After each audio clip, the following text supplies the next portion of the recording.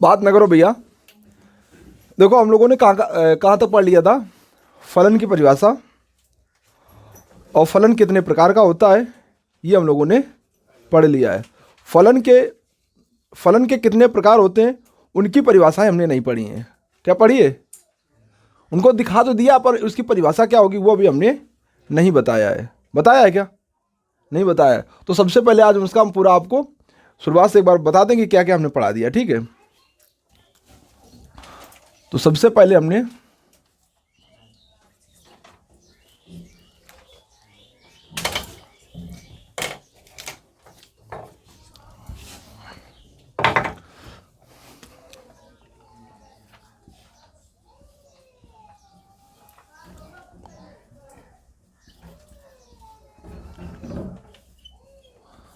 संबंध और फलन, तो इसमें ये वाली जो एक्सरसाइज है संबंध, वो कौन सी एक्सरसाइज पे निर्भर करती है?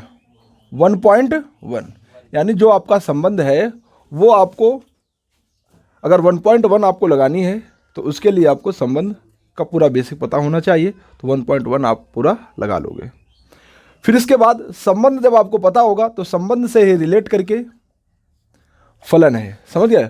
तो फलन की परिभाषा क्या है?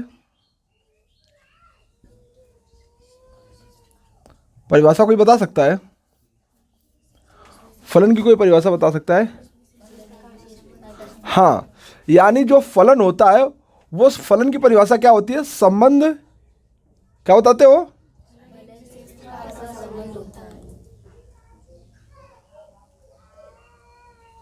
क्या चीज? संबंध।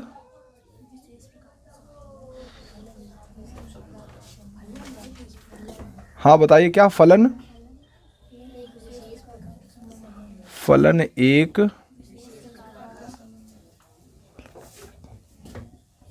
विशेष प्रकार का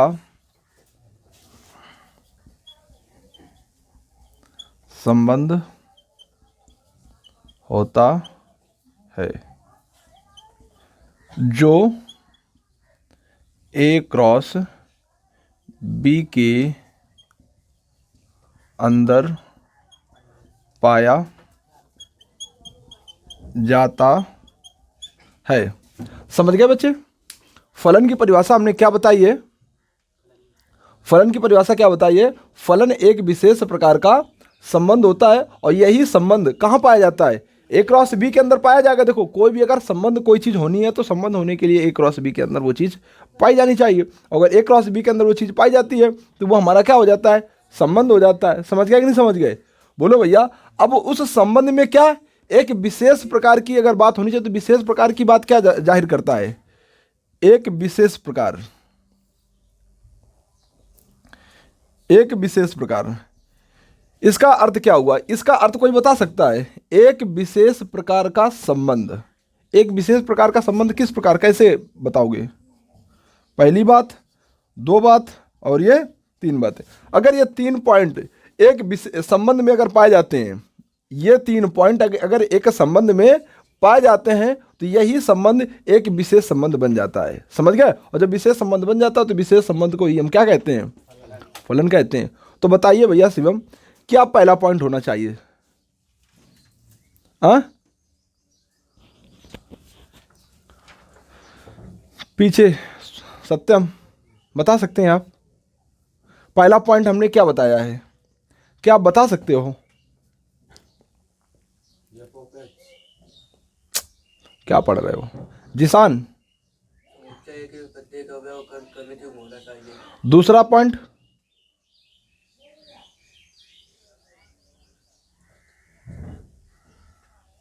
यसी बता सकती गुड़िया? हाँ हाँ, संबंध होता है उसमें क्रमिक युग्म में जो जोड़े होते हैं उसके जो प्रथम होता है वो मैच नहीं करता। चलो ठीक है। देखो भैया, बिटिया बिल्कुल सही बता रही है। कह रही है कि पहला जो पॉइंट होता है वो ये होता है कि समुच्चय ए व बी, ए और बी रिक्त समुच्चय नहीं होना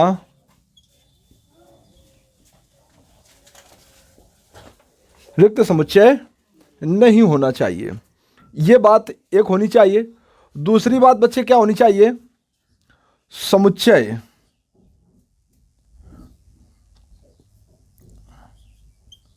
ए। बेटा समुच्चय ए को क्या कहते हो जरा बताओ। अच्छा बताओ बताओ। प्रांत कहते हैं कि परिसर कहते हैं कि सहप्रांत कहते हैं? हाँ? क्या कहते हैं? तो समुच्चय ए जहां लिखेंगे उसी के बगल में हम लिख देते हैं प्रांत। ठीक है, क्या हमने लिखा? समुच्चय ए, इसका अर्थ यह हुआ प्रांत की बात की जा रही है, और प्रांत के प्रत्येक अवयव का क्रमित युग्म बनना चाहिए।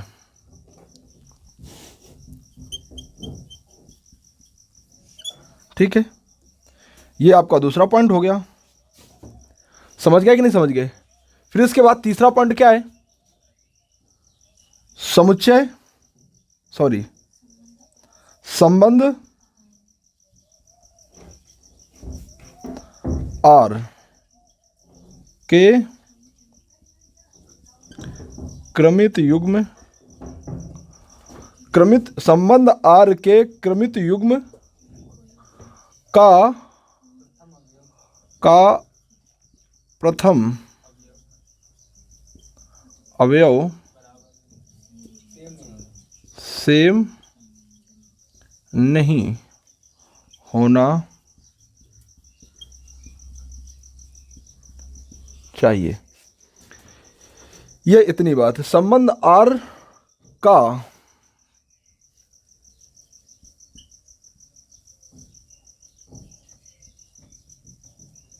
कोई भी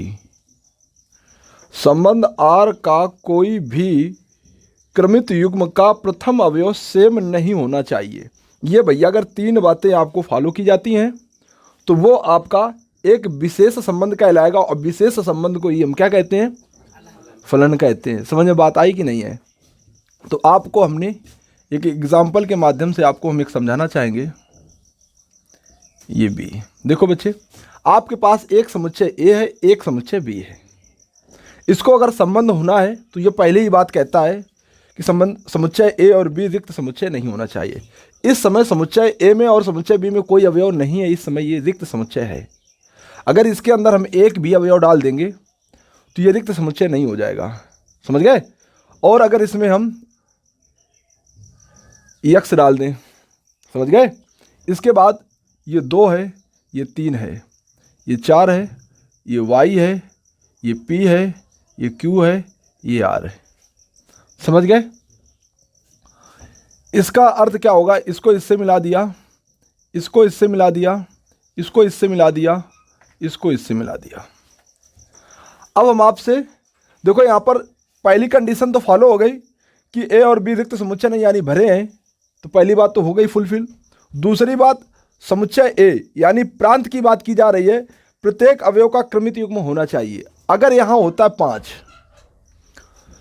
देखो 1 का क्रमित युग्म 1, x, 2 का 2, y, 3, p, 4, p, और 5 का यहाँ पे क्रमित युग्म नहीं है। ये कह रहा प्रत्येक अवयव का क्या होना चाहिए?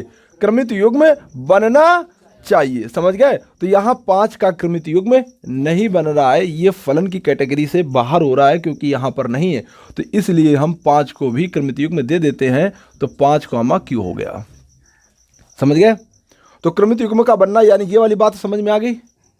हाँ, फिर तीसरी बात क्या है? तीसरी बात यह है कि r का कोई भी r मतलब नई बात समझ पाए होगे। r मतलब बच्चे तुम्हारा यहाँ पे क्या हुआ? r बच्चे ये जितने आपके ये हुए, ये सभी आपके क्या हैं? r है। इनको आप अगर लिखना चाहोगे तो 1, x, 2, y, 3, p, 4, p, 5, q, ये बच्चे जितने आपने इनको मिलाया, मिलाने के बाद जो तैयार हुए उनको अगर एक मंझले ब्रैकेट में रख देते हैं तो वो आपका आर हो जाता है। क्या हो जाता है? तो वो कह रहा है संबंध आर का कोई भी, यानी ये सभी जो है उनकी बात कर रहा है, कोई भी क्रमित युग्म है, ये भी आपका क्रमित युग्म है, ये भी आपका क्रमित युग्म है, ये भी आपका क्रमित युग्म है, ये भी आपका क्रमित युग्म है, ये भी आपका क्रमित युग्म है। समझ गए कि नहीं समझ गए? अब इस प्रकार है तो कह रहा प्रथम अवयव सेम नहीं होना चाहिए। प्रथम, प्रथम का मतलब यहाँ ए है तो एक है, तो क्या कहीं एक आ रहा है? क्या एक आ रहा है? कहीं एक नहीं आ रहा है। इसी प्रकार दो की शर्त देखेंगे, दो भी कहीं नहीं आ रहा है। तीन देखेंगे, तीन भी कहीं नहीं आ रहा है। चार देखेंगे, चार भी कहीं नहीं आ रहा है। पाँच देखेंगे, पाँच भी कहीं नहीं आ रहा है, यानी सेम नहीं, यानी तीसरी कंडीशन फॉलो हो गई। अगर मैं ये कर देता, ऐसा कर देता, तो क्या हो गया? 5 का क्यू से हुआ और 5 का आर से हुआ, तो हम क्या लिखते हैं यहां पर? 5 आर। ठीक है। अब देखो इस वाली कंडीशन में अब क्या है, ये फलन की तीसरी वाली बात की पालना नहीं कर रहा, तो ये फलन नहीं होगा। क्यों? देखो इसमें प्रथम अवयव, ये कह रहा था प्रथम अवयव सेम नहीं होना चाहिए। यहां प्रथम अवयव 5 और 5 हो गया ना। तो बच्चे जब 5 और 5 सेम हो गया तो ये फलन नहीं होगा। समझ बात आई कि नहीं समझे? तो बच्चे अगर इसे हम हटा देंगे, इसे हटा देंगे तो क्या हो जाएगा? ये तीसरी कंडीशन को पालन करेगा, यानी पालन होगा, यानी कंडीशन, यानी इसकी बात को मानी जाए। ये तीनों बातें आपको बेहतरीन तरीके से समझ में आ गई कि नहीं आ गई? नहीं बात समझ में आई? चलो फिर इसके बाद ये हमने आपको बता दिया था। अब इसके बाद हम बारी आती है किसकी?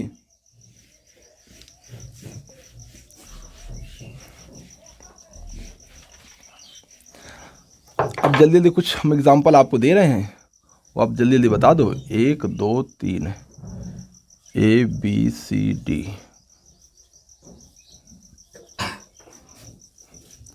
फिर आगे बढ़ते हैं।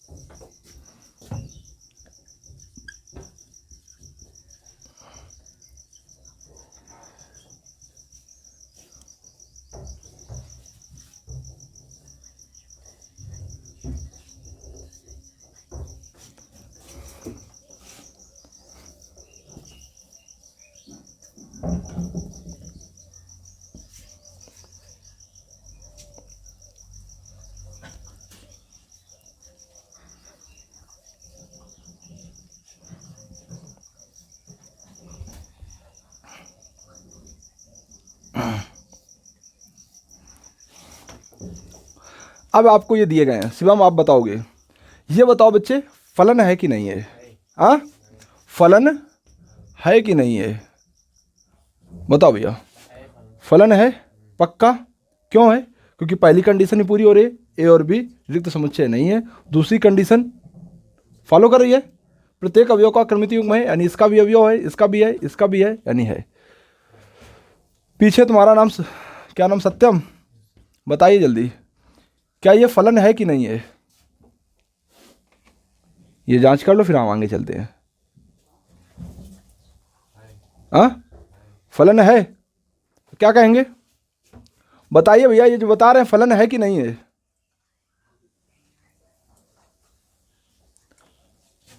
फलन होगा कि नहीं होगा? यानी फलन ये भी है, फलन ये भी है। ठीक है। अब बताओ सत्यम, ये ए है, ये बी है, ये बताओ फलन होगा कि नहीं होगा?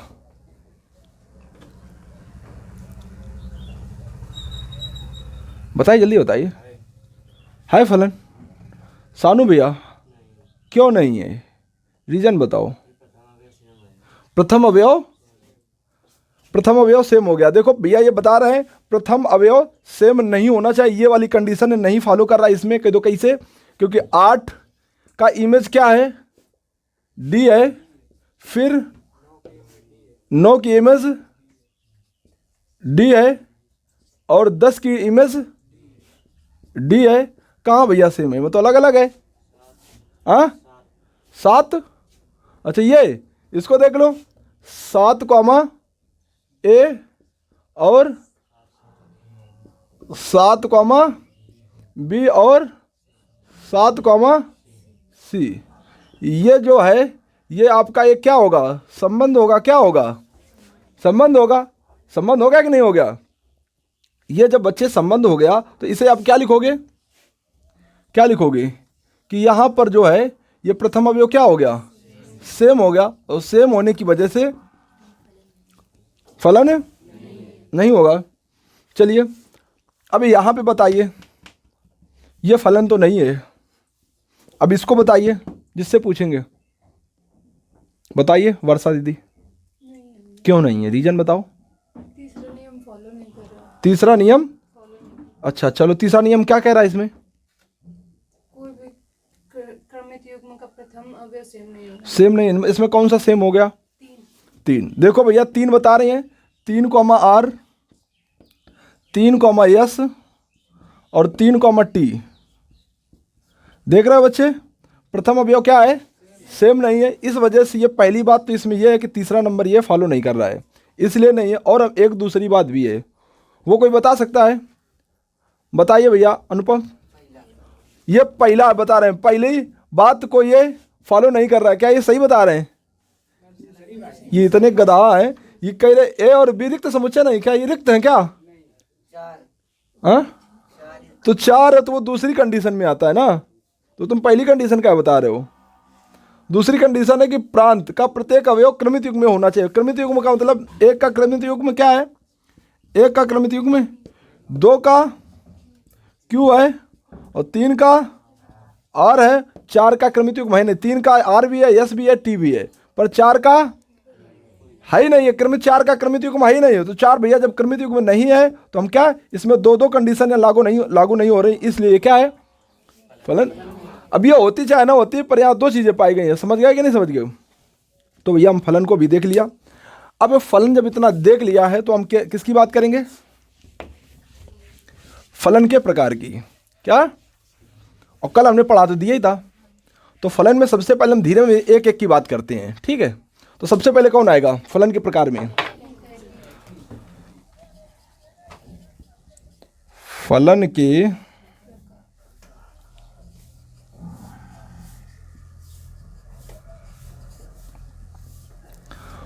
के प्रकार में सबसे पहले कौन आता है,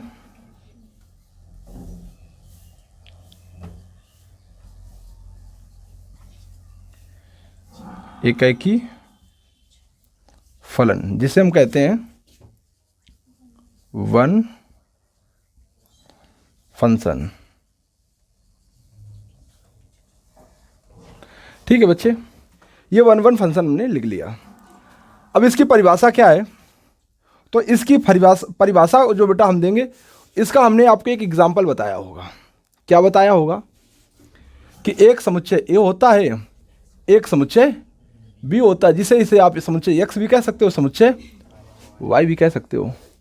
तो यहाँ पर परिभाषित किस प्रकार फलन होगा, एक्स से वाई, समझ गए। तो इसमें आप क्या कहते हो, यहाँ पर कुछ पॉइंट होते हैं 1 2 3 4, यहाँ कुछ पॉइंट होते हैं ए बी सी डी ई, इनको हम ऐसे मिला देते हैं,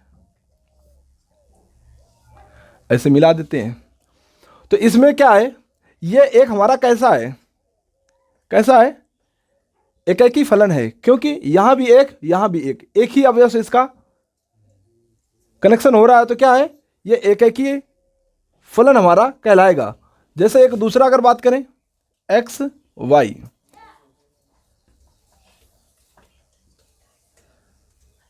1 2 3 पी क्यू आर, इसको इससे मिला दिया, इसको इससे मिला दिया, ये भी कैसा है, ये भी हमारा एकाकी फलन है, ये भी हमारा एकाकी फलन है। समझ में बात आई कि नहीं। तो इसको हम क्या लिखेंगे, इस बात को हम एकाकी में अब लिखने की जा रहे हैं भैया, लिखने जा रहे हैं, समझो भैया कैसे लिखेंगे। फलन यक्स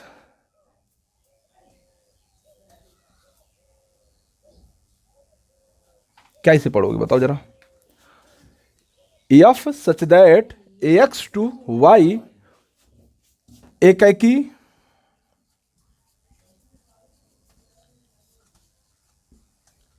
फलन होगा। F such that X to Y एकेकी फलन होगा कब? जब, इसको बच्चे बोलते हैं प्रांत और इसको बोलते हैं बच्चे, जानते हो, खूब अच्छी तरीके से बताया है। क्या बताओगे? जब के आगे कहानी क्या लिखोगे? थोड़ा सुन लो। जब प्रांत का प्रत्येक अवयव सह प्रांत का प्रत्येक अवयव की भिन्न भिन्न अवयव से भिन्न भिन्न इमेज बनती है तो उसे हम क्या कहते हैं? एकेकी फलन कहते हैं। क्या लिखोगे? क्या लिखोगे? जब प्रांत का प्रत्येक अवयव की सह प्रांत प्रत्येक अवयव की भिन्न भिन्न इमेज बनती है या प्रतिबिंब बनता है तो उसे हम एकेकी फलन कहते हैं। भिन्न भिन्न का मतलब अलग है, अलग है। देख रहे हो सबकी अलग अलग है। बताओ भैया, एक जैसी तो नहीं है, भिन्न भिन्न है, यानी अलग अलग है कि नहीं है? तो हम क्या लिखेंगे? जब प्रांत के प्रत्येक अवयव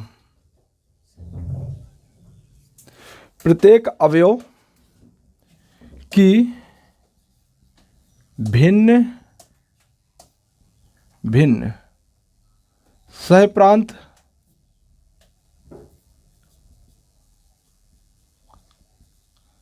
प्रांत या कोष्टक के अंदर यहां पे लिख दिया करो बच्चे, कोष्टक में लिख दिया करो समुच्चय। क्या लिख दिया करो? समुच्चय एक्स, या इसे ए लिखोगे तो समुच्चय ए लिख सकते हो। ठीक है, प्रांत के बगल में लिख सकते हो समुच्चय एक्स या समुच्चय ए, जो आपका समुच्चय यहां ले रहे हो उसको आप लिख सकते हो। ठीक है, क्या लिखोगे? प्रांत, तो यहां क्या लिखोगे? समुच्चय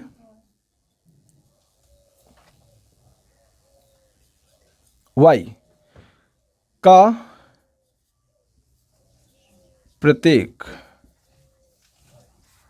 अवयव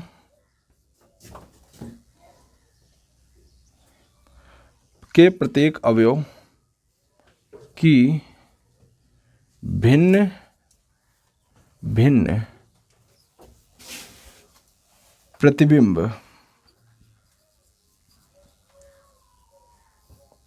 बनना चाहिए।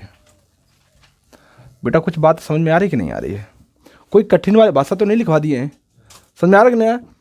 कि जब प्रांत यानी समुच्चय यक्स की बात की जा रही है कि प्रत्येक अवयव की भिन्न भिन्न सह प्रांत के प्रत्येक अवयव की भिन्न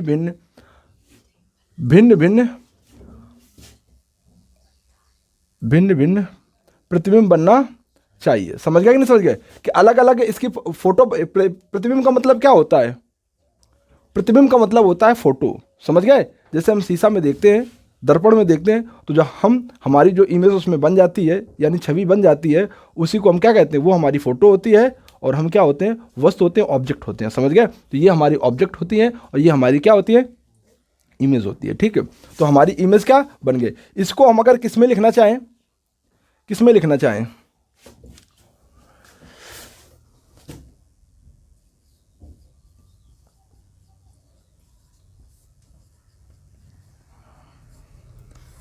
प्रतीकात्मक भाषा में लिखना चाहें तो हम कैसे इसे लिखेंगे?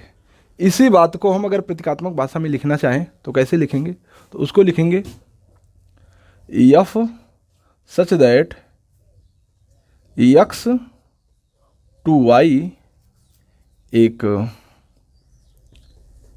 एकेकी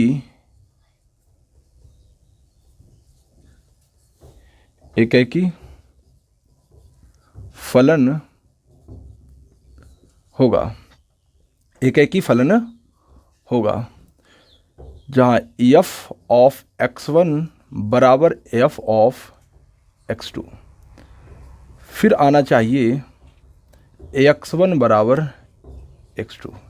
अगर ये आता है तो हम क्या कहते हैं? एकेकी फलन कहते हैं। ये आपका पूर्ण लिख गया है। ये आपको समझ में आया कि नहीं आया? आ गया ना? आपको कुछ नहीं कहना है, बस आपको ऐसे बोलना है कि समुच्चय जो हमारा x है और समुच्चय जो y है, समुच्चय x का प्रत्येक अवयव की भिन्न भिन्न इमेज बननी चाहिए किसमें? समुच्चय y में। ठीक है, आप इसको इस तरीके से, ये आप न सोचना कि हमें यहाँ से रटना है, रटना आपको कुछ भी नहीं इसमें है। समझ गए? क्या लिखना है? समुच्चय यक्स के प्रत्येक अवयव की भिन्न भिन्न इमेज बननी चाहिए। कहाँ पर? समुच्चय वाई में। समझ गया कि नहीं समझ गया? हटा दें इसे। फिर इसके बाद बारी किसकी आती है? हटा दें इसे।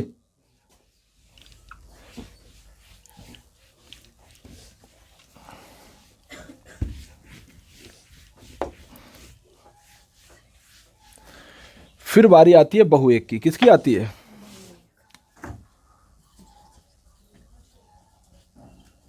बहु एक फलन। अब की तुम लोग बताओगे इसको इंग्लिश में क्या कहते हैं? Many one.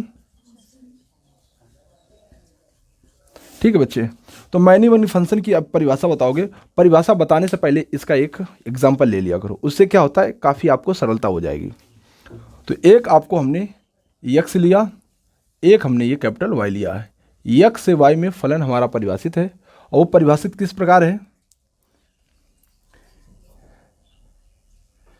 1 4 6 9 8 7 ये लिखा है। यहाँ पर A B C इस प्रकार है।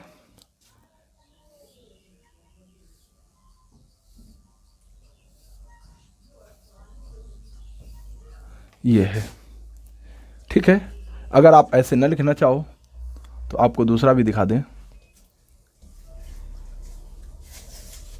ये x है, ये y है। ये x से y में फलन परिभाषित है 1 2 3 4 5 6 A B C।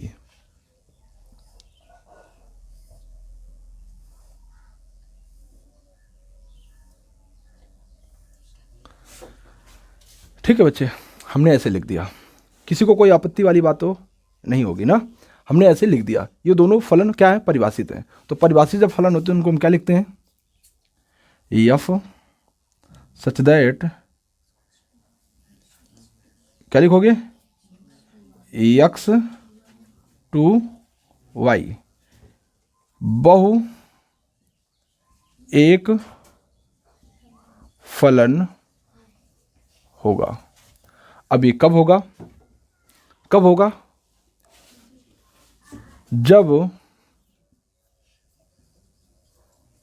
जब अब बताओ भाई क्या लिखोगे?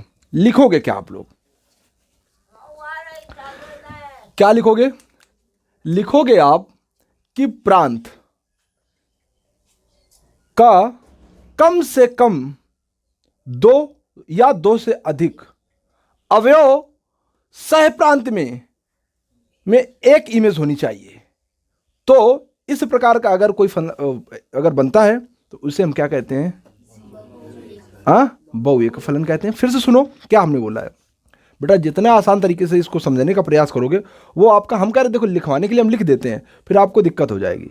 तो आप जितना ज़्यादा यहाँ से इससे लेकर आप इसको परिभाषा को लिखोगे तो आपको हर हमेशा के लिए याद रहेगा। क्या लिखोगे? सह प्रांत। इसे क्या बोलते हैं? सह प्रांत बोलते हैं, प्रांत बोलते हैं। प्रांत में 2 या 2 से अधिक अवयवों की फोटो या इमेज या कनेक्शन आप कह सकते हो, यानी जोड़ उनका, ठीक है, या मिलान कह सकते हो, एक ही अवयव होना चाहिए। देखो यहां 2 अवयव हैं, 2 अवयव का एक ही प्रतिबिंब है कि नहीं है? क्या बोला? 2 या 2 से अधिक। 2 से अधिक हुए कि नहीं हुए? 2 से अधिक का मिलान क्या हो रहा है? एक ही अवयव हो रहा है कि नहीं हो रहा है? तो यहां देखो, यहां 2 से अधिक है कि नहीं है? और इन सभी की फोटो एक ही तो बन नहीं है। बताओ भैया, तो क्या लिखोगे? जब प्रांत यानी समुच्चय किसकी बात की जा रही है? यक्स की। प्रांत में प्रांत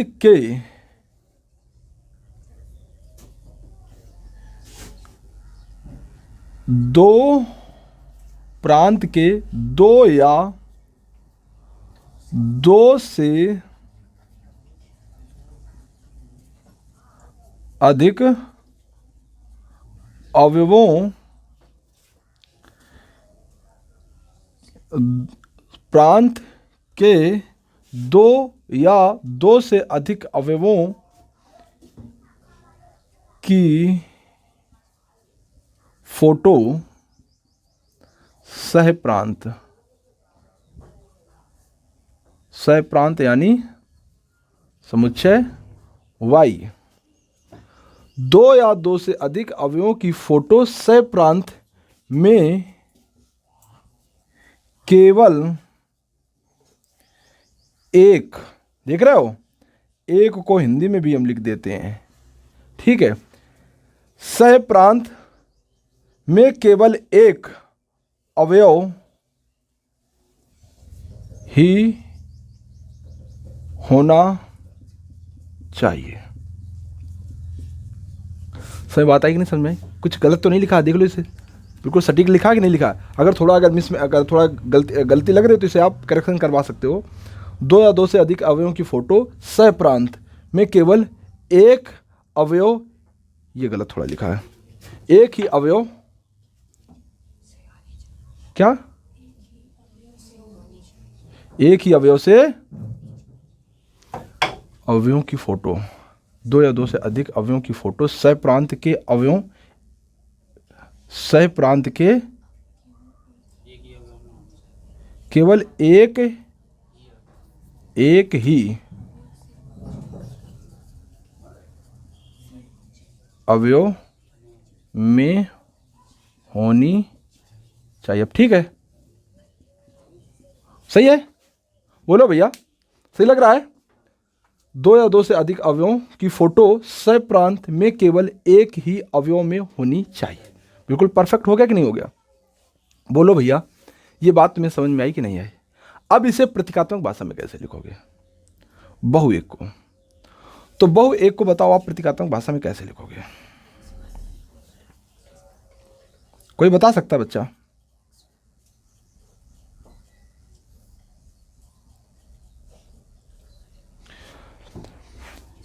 बताइए भैया, बता सकता है कोई बच्चा? बताए भैया। F such that X to Y बहु एक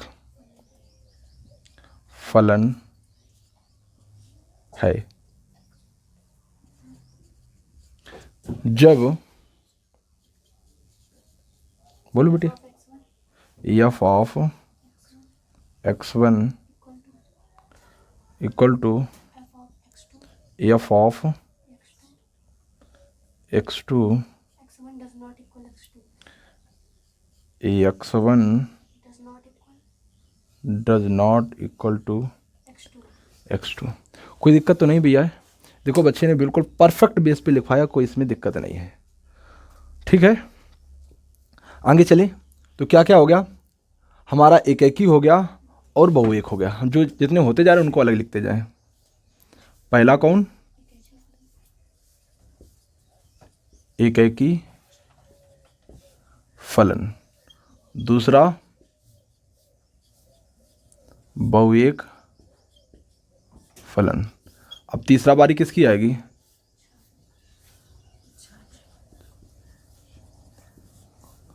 आच्छादक की आएगी। किसकी आएगी बारी? देखो भाई परेशान ना हो, इधर देखो। तो यहां तक हो गया बच्चे, ठीक है, कोई दिक्कत तो नहीं है। अब किसकी बारी आएगी? ऐसा तो नहीं कि हम अपने मन से मतलब घसीटवा रहे हैं आपको, परिभाषा आप लोगों से मुंह से निकल रही है कि नहीं निकल रही है? हाँ, तो अब किसकी बारी आएगी? आच्छादक फलन की।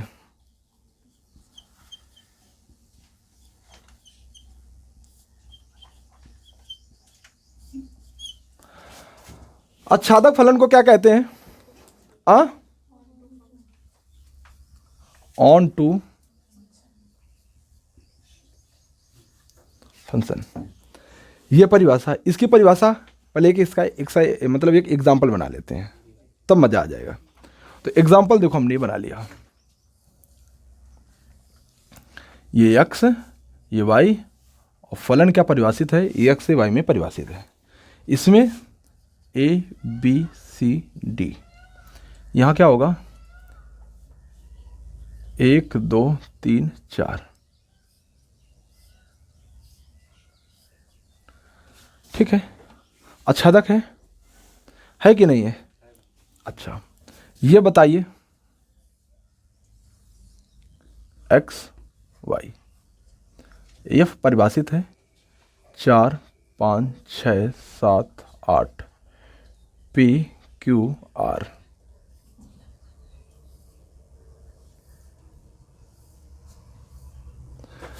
ये भी क्या है? ये भी आच्छादक है और ये भी आच्छादक फलन है। समझ पा रहे हो कि नहीं समझ पा रहे हो? आच्छादक किसे कहते हैं? अगर इस ओर यानी सह प्रांत में हम देखते हैं, किसमें बच्चे देखते हैं?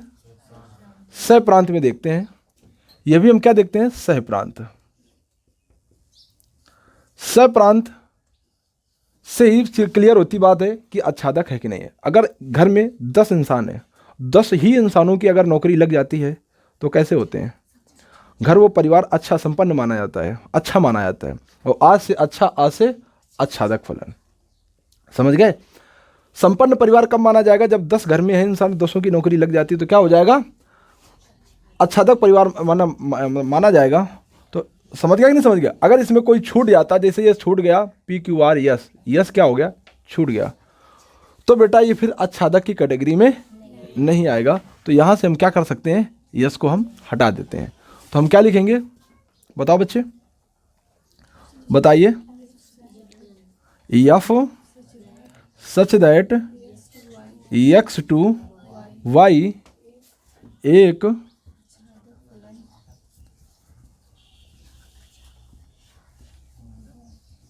आच्छादक फलन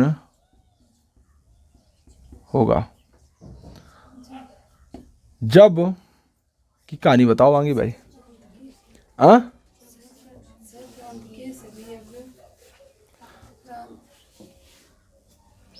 बिल्कुल आप सही बता रहे हो, बिल्कुल आप सही बता रहे हो।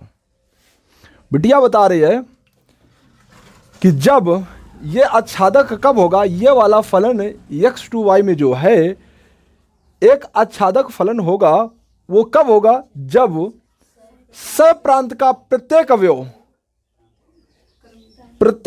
अवयव ये क्या होनी चाहिए? इमेज होनी चाहिए किसी ना किसी प्रांत के अवयव की। बात तो सुनो मेरी, देखो हम क्या कह रहे हैं, हमारी बात को थोड़ा सा क्लियर कट सुना करो, ज्यादा मजा आएगा। हमने बोला सप्रांत के प्रत्येक अवयव, ये फोटो है ना, तो सप्रांत का प्रत्येक अवयव, जो प्रत्येक अवयव है ये फोटो होनी चाहिए किसकी? प्रांत के किसी ना किसी अवयव की होनी चाहिए। समझ गया कि नहीं समझ गया? तो हम क्या लिखेंगे? प्रांत, सह प्रांत। सह प्रांत मतलब समुच्चय वाई, समुच्चय सह प्रांत समुच्चय वाई का प्रत्येक अवयव, प्रत्येक अवयव प्रांत मतलब समुच्चय कौन होगा? समुच्चय कौन होगा? समुच्चय यक्स के किसी प्रांत के, समुच्चय यक्स के किसी न किसी अवयव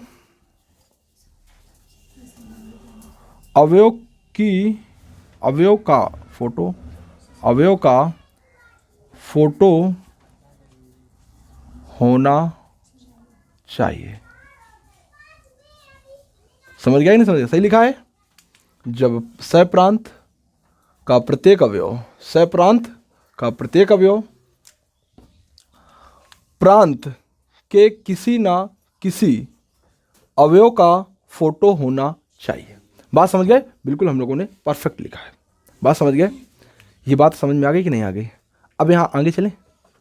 हाँ, अब ये तो बात समझ में आ गई। अब प्रतीकात्मक भाषा में लिखना है भैया। ये थोड़ा सा इसको सही करो, लाइट आ रही है, इस साइड घसीट दो, बंद कर दो, बस ऐसे ऐसे पकड़े रहो चाहे। ठीक है, इसके बाद अब हमारा क्या आता है? प्रतीकात्मक आता है। क्या आता है? प्रतीकात्मक आता है। देखो बच्चे, प्रतीकात्मक भाषा में कैसे बताओगे, कोई बता सकता है?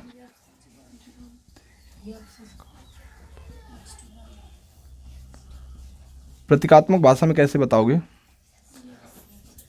F such that x to y एक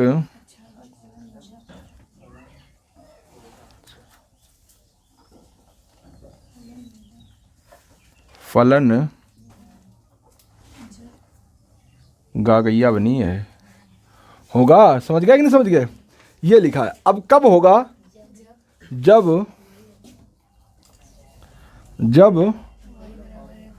y बराबर एफ ऑफ एक्स। ये थोड़ा लंबी कहानी है, ये थोड़ा लंबी कहानी, थोड़ा एक शॉर्टकट तरीका बताते हैं आपको, बताएं? गलत नहीं है, गलत नहीं है, पर हम आपको एक शॉर्टकट तरीका बताते हैं। शॉर्टकट तरीका क्या? फलन का परिसर बराबर होना चाहिए फलन का सहप्रांत। समझ गए? इसमें क्या हमने लिखा? फलन का परिसर बराबर होना चाहिए सहप्रांत, फलन का सहप्रांत। समझ गए? तो आप कहोगे फलन का परिसर क्या है? फलन का परिसर क्या है, जरा इसका बताइए, परिसर क्या है? बताइए क्या है परिसर? 1 2 3 4। अब इसी फलन का सहप्रांत बताइए बच्चे जरा। बच्चे 1 2 3 देख रहे हो बच्चे? देख रहे हो? फलन का परिसर और फलन का सहप्रांत क्या है? बराबर है बच्चे। तो इसे हम क्या कहेंगे? क्या कहेंगे? आच्छादक कहेंगे। बात समझ में आ गई कि नहीं आ गई? नहीं, बात समझ में। देखो कितना सरल लग रहा है।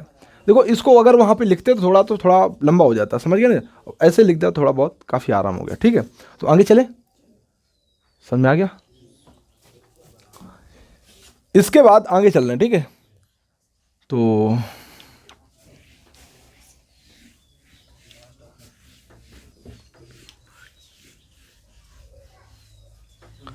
हमारा कौन सा हो गया? आच्छादक हो गया। अब कौन आएगा? अंता।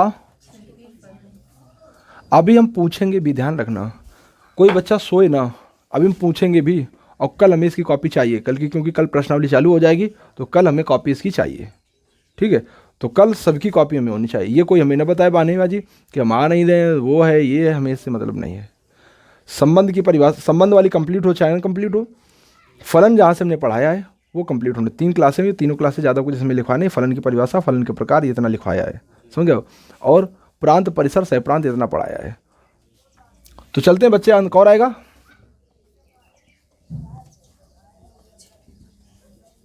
अंताक्षेपी फलन। अंताक्षेपी फलन की बच्चे अगर हम कहें, इंग्लिश में क्या कहते हैं, जरा लिखवा दो।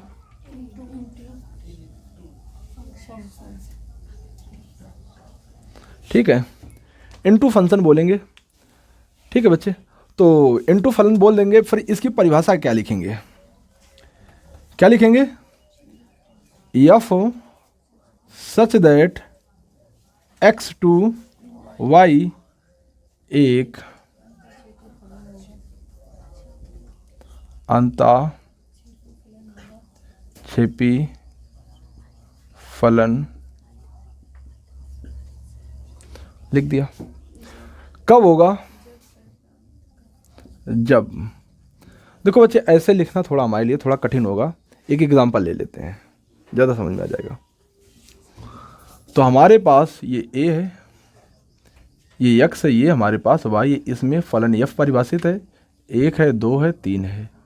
और यहाँ a है, b है, c है और ये d है। ये बच्चे देख पा रहे हो? ये क्या है? छूट गया, अंताक्षेपी में आ गया। अगर आप ऐसे न कहो तो आप ऐसे भी कह सकते हो, x ये y, इसमें फलन f परिभाषित है, 1 2 3। ABCD। छूट गए? छूट गए बच्चे कि नहीं छूट गए? तो इसे क्या कहोगे? अंताक्षेपी में आ जाएगा। अब इस बात को कैसे लिखोगे बताओ जरा भाई, मैं सुन रहा हूं, आप लोग बताओ। प्रांत के अवयव से संबंधित नहीं होता तब वह अंतःक्षेपी। दोबारा बोलिएगा जरा, हम सुन ही नहीं पाए। जब सह प्रांत का कोई अवयव प्रांत किसी अवयव से संबंधित नहीं होता है तो वह आपने बिल्कुल सही बोला, पर थोड़ी सी गड़बड़ी कर दी। आप लोग क्या बोलोगे? ये बच्चे हमारा प्रांत होता है। देखो बच्चे, अगर सामने वाला खड़ा है तो वो उस बात को समझ जाए। अधूरी बात बोलोगे। अब कह दो बागपुर इंटर कॉलेज 100 मीटर की दूरी पर है, अब बेचारा 100 मीटर कौनी तरफ दौड़ी, ये अधूरी बात है। अब वो ये वाली गली जाए, समझ गया कि नहीं समझ? तो थोड़ा अधूरी बात बोलने से स्पष्टता जरूरी है, हर चीज़ में स्पष्टता जरूरी है। हम इतना धीमे क्यों पढ़ाते हैं? क्योंकि हम बात को अपनी स्पष्टता आप तक समझा सकें, इसलिए हम इतना धीमे चलते हैं, स्लो मोशन में। और बच्चों को लगता है बहुत तुम धीमे पढ़ाते हो, हमने बोला तुम्हें लगता रहे, हमें तुम्हारे लगने से फर्क नहीं पड़ता है। बहुत कोचिंगें डाली हैं, पढ़ो जाके ना। हम स्लो मोशन इसलिए पढ़ाते हैं कि हर बच्चा, चाहे 11 का रोए, चाहे 10 क्या रोए, चाहे 8 क्या रोए, हाई स्कूल में पढ़ो इस चाहे ना पढ़ो इस, जब आए तो उसे हर चीज़ समझ में आए। हमारा उद्देश्य ये होता है, समझ गए? तो भैया हम क्या बताएंगे यहाँ पर कि सह प्रांत, क्या बोलेंगे? सह प्रांत का कम से कम एक अवयव या एक से अधिक अवयव। देखो सुनना, एक अवयव हमने इसीलिए एग्जांपल बना लेते उस हिसाब से। एक, ये भी अंताक्षेपी है, ये भी अंताक्षेपी है, तो यहां बोला एक कम से कम, एक या एक से अधिक ऐसे अवयव हो जो प्रांत के प्रत्येक अवयव से संबंधित ना हो। बात समझ में आ गई? कितनी सरल भाषा है, समझ में आ गई कि नहीं? यसी बताइए बेटिया, क्या बोलोगी? ये सो रही थी, देखो। अवयव या एक से अधिक अवयव प्रांत के अवयव से संबंधित ना हो तो वह अंतःक्षेपी। ठीक है, ठीक है, बाद में सुधार लिया। ठीक है, सुन लो फिर से। सह प्रांत में एक अवयव, सह प्रांत में एक अवयव या एक से अधिक अवयव किससे? प्रांत से संबंधित ना हो या प्रांत के किसी भी अवयव की फोटो ना हो तो क्या कहलाएगा? अंतःक्षेपी कहलाएगा। बात समझ में आई कि नहीं आई? आ गई होगी। तो हम क्या लिखें? जब सह प्रांत यानी समुच्चय y, जब सह प्रांत का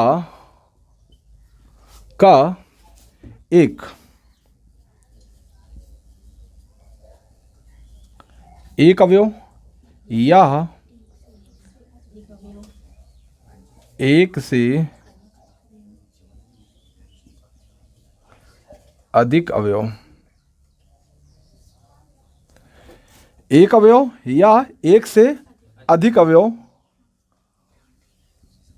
प्रांत यानी समुच्चय x के किसी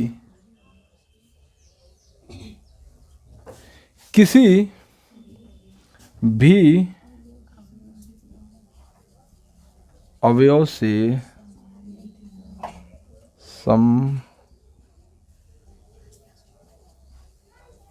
संबद्ध सही लिखा है?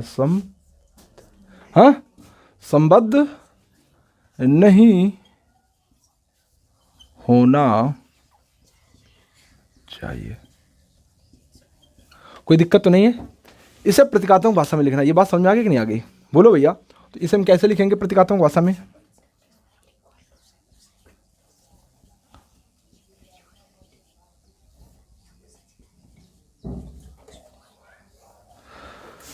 प्रतीकात्मक भाषा में कैसे लिखेंगे? कोई बता सकता है बच्चा?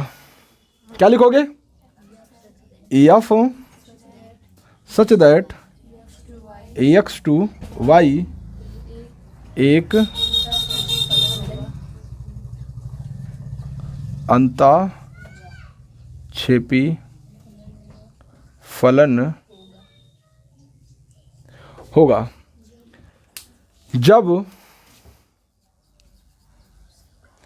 जब बताइए,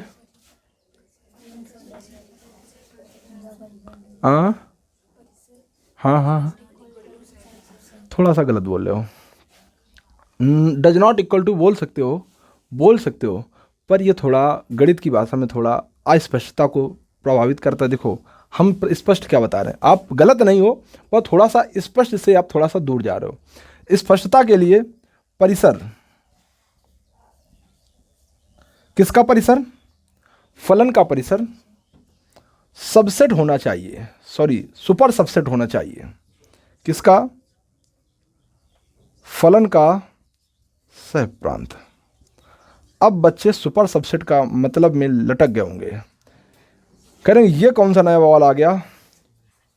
उचित उप समुच्चय जिसको कहते हैं बच्चे, ठीक है। इसको थोड़ा सा हम आपको बता दें इसके बारे में, उचित उप समुच्चय के बारे में, क्योंकि ये थोड़ा कक्षा 11 का है, ठीक है। तो ये आपको पता होना चाहिए, अगर आया है तो आपको पता होना चाहिए। तो सुपर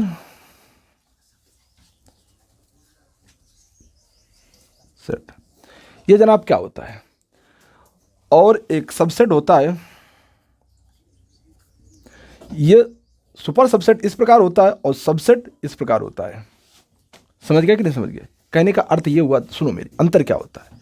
ये जैसे ए है 1 2 3 और बी है 4 5 2 1 7 3। देखो यहां क्या है, यहां पर ये इसके अंदर पाया जा रहा है, ये इसके अंदर पाया जा रहा है, तो यहां से हम कह सकते हैं सबसेट कह सकते हैं, और बताया भी है आपको।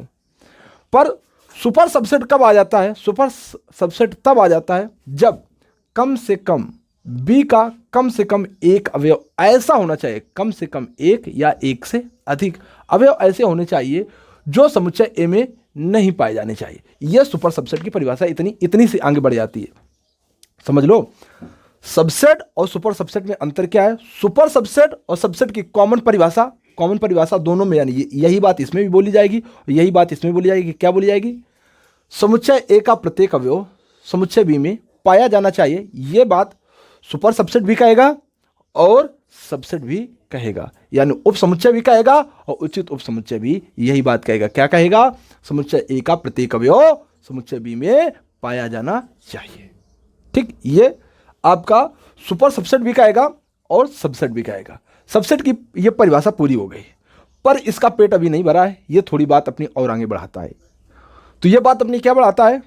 कहता है, अब कहता समुच्चय बी का कम से कम एक अवयव या एक से अधिक अवयव ऐसे होने चाहिए जो समुच्चय ए में नहीं पाए जाने चाहिए। तो देखो बच्चे, यहां पर 4 नहीं पाया गया है, 5 भी नहीं पाया गया है, 7 भी नहीं पाया गया है, इसलिए बेटा ये सुपर सबसेट की कैटेगरी में आता है।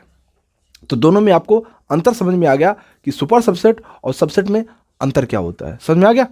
यहां आप इसे सबसेट तो बोल ही सकते हो, सबसेट भी है और सुपर सबसेट भी है। समझ में बात आ गई? कोई दिक्कत वाली बात तो नहीं है, समझ में आ गया? बिल्कुल क्लियर। तो बच्चे देखो, ये क्या है, कैसा है, उचित उप समुच्चय है कि नहीं है? क्यों? क्योंकि देखो बच्चे, परिसर यहां पे कौन है आपका? परिसर कौन है? यहां देखो परिसर कौन है, यहां परिसर कौन है? ए है। और यहां पे सहप्रांत कौन है? A B C D. ये आपका क्या है और ये आपका क्या है? परिसर। ये समुच्चय ए के रूप में आ गया, ये समुच्चय बी का रूप आ गया। अब देखो बच्चे, ये अवयव तो इसके अंदर पाया जा रहा है, ये बात तो उप समुच्चय की थी, ये बात तो हो गई, पर इसमें नई बात और जुड़ के गए कि इसके ये अवयव इसमें नहीं पाए जा रहे। बात समझ गया कि नहीं समझ गया? तो ये वाली बात को हमें बताने के लिए हमें उचित उप समुच्चय लाना पड़ा, यानी सुपर सबसेट हमें यहाँ पे लाना पड़ा। समझ बात आ गई नहीं आ गई? चले। और उचित उप समुच्चय ये कहता है देखो ये सॉरी सबसेट ये कहता है कि ये इसमें पाइथन इससे मतलब है नहीं होता है। अब देखो अभी भी ये सबसेट है, 1 2 3, देखो अभी भी ये क्या है, सबसेट है, पर ये इस समय बेटा ये सुपर सबसेट नहीं है। जान गए? क्योंकि इस समय अगर यहाँ पर केवल 4 आ जाए तो ये क्या हो जाएगा, सुपर सबसेट बन जाएगा। समझ बात आ गई कि नहीं? बिल्कुल क्लियर हो गया कि नहीं हो गया? बताओ सत्यम भैया, कोई दिक्कत वाली बात तो नहीं? तुम सो क्यों रहे हो वैसे? हैं, सो रहे हो तुम? चलो भैया, सो जाओगे तो तुम अपना घाटा कर लोगे। तो समझ गया कि नहीं समझ गए? तो प्रतीकात्मक भाषा में समझ में आया कि कैसे लिखोगे? लिख पाओगे कि नहीं लिख पाओगे? लिख पाओगे। इसके बाद हमारा देखो भैया कौन कौन हो गया, अंताक्षेपी भी हो गया। अब ये बताओ आप लोग, मेरी बात सुनो, बात सुनो, ये जब 4 हो गए, क्या हो गए, 4 हो गए, तो बचे और 4, तो अब 5वां कौन होगा, एकाएकी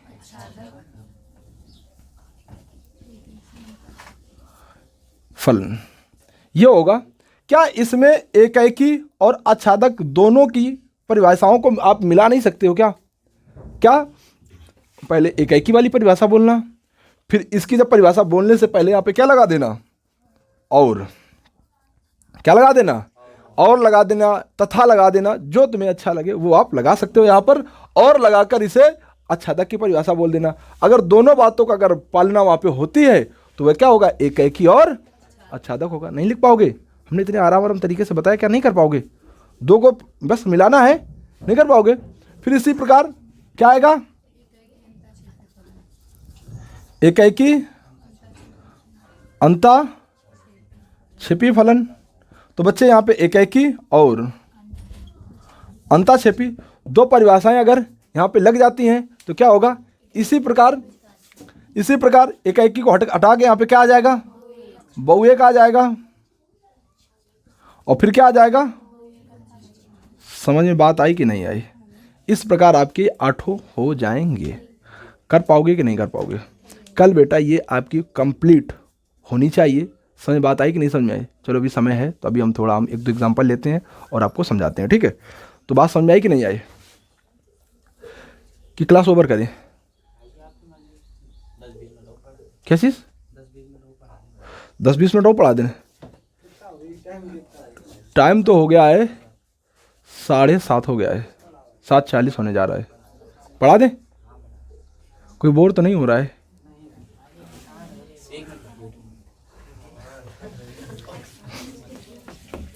चलो होने दो, कोई दिक्कत नहीं है। अब एक सवाल बोल रहे हैं, उसमें आपको बताना है।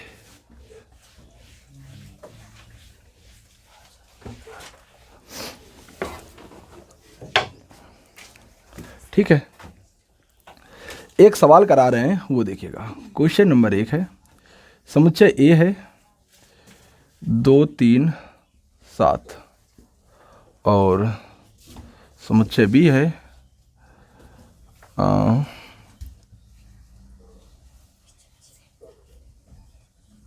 10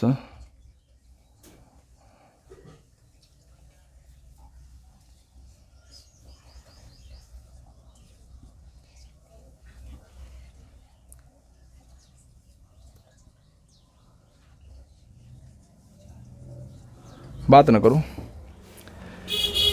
और fx जो है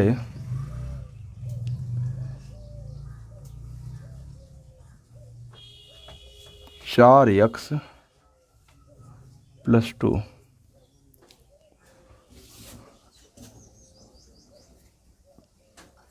question number 1, f such that a to b। तब आपको इसमें बताना है एकाएकी, और क्या बताना है, बहुएक और आच्छादक अंता,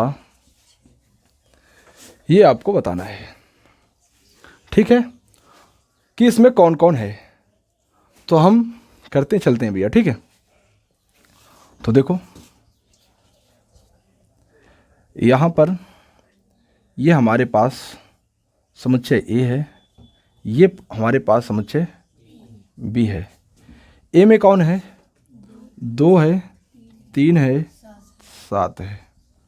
दूसरा कौन है? 10 है, 30 है, 14 है, 20 है। ठीक है, ये फलन f द्वारा परिभाषित है a से b में, ये बात यहाँ पर बोली गई है। ठीक है, अब इसमें क्या कहा जा रहा है? fx आपका बोला जा रहा है कि 4x + 2। अब बच्चे सत्यम, आप x के स्थान पर 2 डालोगे। पहले कौन डालोगे? 2 डालोगे तो f ऑफ क्या आ जाएगा? 2 आ जाएगा। और जब 2 यहाँ डालोगे तो 2 × 4 + 2 कितना हो जाएगा? 4 दूनी 8, 8 2 10, यानी 2 का प्रतिबिंब क्या होगा? 10 होगा। 2 का प्रतिबिंब हमने क्या कर दिया? 10 कर दिया। ठीक है, अब क्या करेंगे? बारी क्या हटा लाएंगे? 3 डालेंगे। जब 3 डालेंगे तो f ऑफ 3 हो जाएगा, और 3 का क्या हो जाएगा? 4 3 12, 12 2 14, यानी f ऑफ 3 कितना हो गया? 14 हो गया। फिर इसके बाद फिर क्या डालें? क्या आएगा? 7 आएगा। तो क्या हो जाएगा? 7, बताइए सत्यम। 7 चौक 28, 2 30, ये हो गया। ये हो गया। तो यहां पर आप क्या कहोगे? एकाएकी और अंताक्षेपी, ये आपने तीर आरेख से बता दिया। क्या बता दिया? तीर आरेख से बता दिया। अब इसी एकाएकी और अंताक्षेपी को आपको दूसरी तरीके से, आपको जो प्रतीकात्मक भाषा लिखवाए थे उस परिभाषा से आपको अगर सिद्ध करना हो तो कैसे सिद्ध करोगे? क्या कर सकते हो? तो हम एकाएकी यहाँ हो रहा है तो एकाएकी का रूल लगाएंगे, बाकी यहाँ बहुएक का हम नहीं लगाएंगे और आच्छादक का नहीं लगाएंगे, क्योंकि हमें तीर आरेख से ये पता चल चुका है। ठीक है, जब इससे पता चल चुका है कि एकाएकी और अंताक्षेपी है तो एकाएकी और अंताक्षेपी का रूल लगाएंगे। एकाएकी का रूल क्या था? एकाएकी के लिए, एकाएकी के लिए क्या करोगे?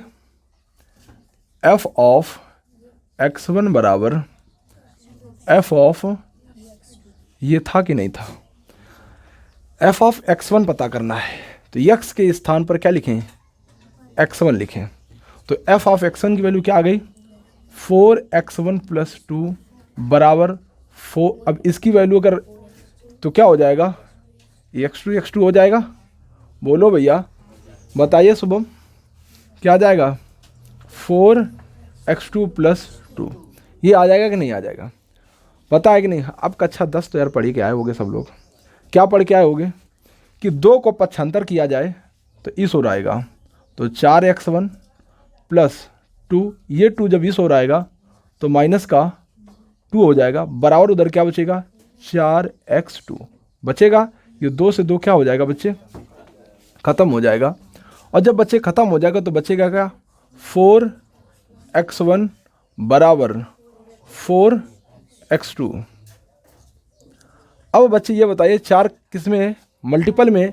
जब ये गुणा में है तो 4 काय में आएगा? भाग में आएगा। अगर गुणा में है तो भाग में आएगा, अगर भाग में है तो गुणा में आएगा, जोड़ में है तो घटाव में आएगा, घटाव में है तो जोड़ में। अभी देखो 2 जोड़ में था तो इधर घटाव में आया था। तो उसी प्रकार 4 जब गुणा में है तो इसका जब पक्षांतर किया जाएगा तो काय में आ जाएगा? 4x1 गुणा में है तो 4 भाग में आया बराबर x2। तो 4 से 4 कट गया तो क्या आ गया? x1 बराबर x2। तो भैया आप क्या कहोगे? f ऑफ x1 बराबर f ऑफ x2 हमने लिया और हमारे पास जो रिजल्ट आया है x1 बराबर x2 आया, इसलिए क्या होगा? ये एकाएकी फलन होगा। एकाएकी की तो बात हो गई। अंताक्षेपी, अंताक्षेपी में आप क्या कहोगे? कहोगे बच्चे अंताक्षेपी में बात कहोगे परिसर। सबसेट है, सॉरी सुपर सबसेट है सह प्रांत का। क्यों? आप ले सकते हो। परिसर में कौन कौन आ रहा है? परिसर में बेटा किसको लिखते हैं? बताइए बेटा, शिवम बेटा, परिसर में किसको किसको लिखते हैं? कोई नहीं बोलेगा, शिवम बताएगा। बताइए बच्चे। नहीं बच्चे, जिसमें तीर जाती है जितने पे वो हमारे परिसर होते हैं। तीर इसको इसमें आ रहा तो ये परिसर है, इसमें जुड़ा ये परिसर है, इससे ये जुड़ा ये परिसर है, ये बेटा किसी से नहीं जुड़ा है तो ये परिसर नहीं होगा। बात समझ में आ गई कि नहीं आ गई? तो हम परिसर हमारा कौन होगा बच्चे? 10, 30, 14, ये हमारा क्या होगा? परिसर होगा। और बच्चे सह प्रांत बच्चे, ये जो दूसरा बी वाला जो होता है ये हमारा क्या होता है? सह प्रांत होता है। ये पूरा हमारा जुड़े चाहे न जुड़े, ये जो दूसरा होता है वो हमारा सह प्रांत हमेशा होता है। 10, 30 और 14 और 20। ठीक है, ये देखो बच्चे, ये तो इसमें बिलोंग कर रहे हैं पर ये 20 वाला इसमें नहीं आ रहा है, इसलिए ये सुपर सबसेट की कैटेगरी में आता है। समझ बात आई कि नहीं आई? दोनों बातें आपने क्लियर कर दी। तो ये आपका एक क्वेश्चन भी उसी पर आधारित एक क्वेश्चन करा दिया। कहो तो